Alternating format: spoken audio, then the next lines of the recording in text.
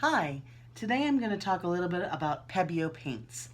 Pebeo paints are a paint that you can actually fire or harden in your regular oven in your kitchen.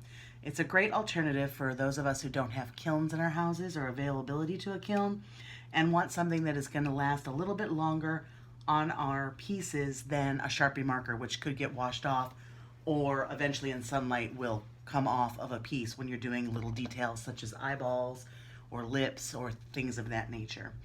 Um, these paints, you can pick them up online, I think at quite a few of the craft stores. There are an array of colors.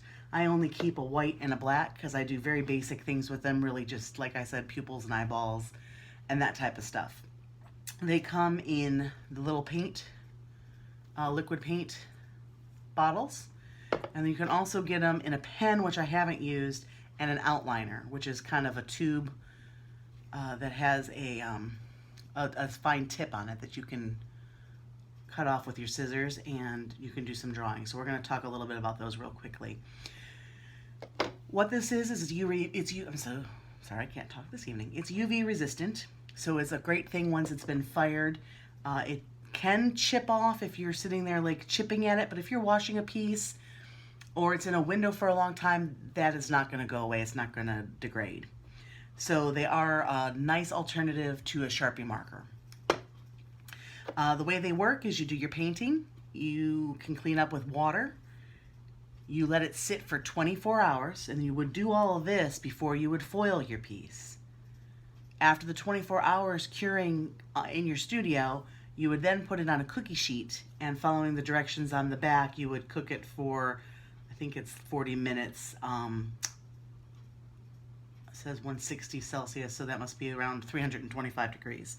So you'll follow directions on the back of it, but you need a day for it to cure. Then you'll cook it, let it cool down for a couple hours, and then you'll be ready to foil and finish your project. So I just wanted to show you what the bottles look like and what the consistency is and how you would kind of use them. So I have found that honestly for what I do, I really like these outliner tubes because it's pretty easy.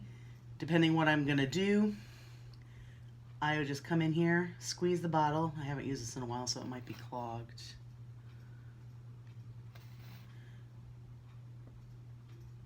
Squeeze the bottle. Should have tested it before I started the video. And out will come your liquid. You can make it as thick or as thin as you want.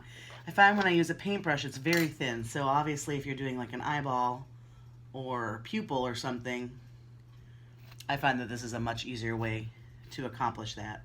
Maybe having a bag under the eye or even having some eyelashes above the eye.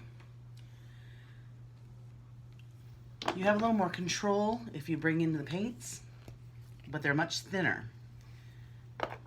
These are transparent. I couldn't find a solid version, but they do come on nicely. It's going to depend on the brush that you have of what you want to do, but you can see it's just like a liner. You can come in and put a dot in, make a smiley face. Anything you want to do. So this will give you an idea of a way to embellish your pieces without a Sharpie marker and without a kiln. And of course, like I said, I keep the white too for the darker colors. You could use the white as the inverse. Just clean up your brush with some water, let this sit and cure, and then you're ready to cook it. Hope that helps you.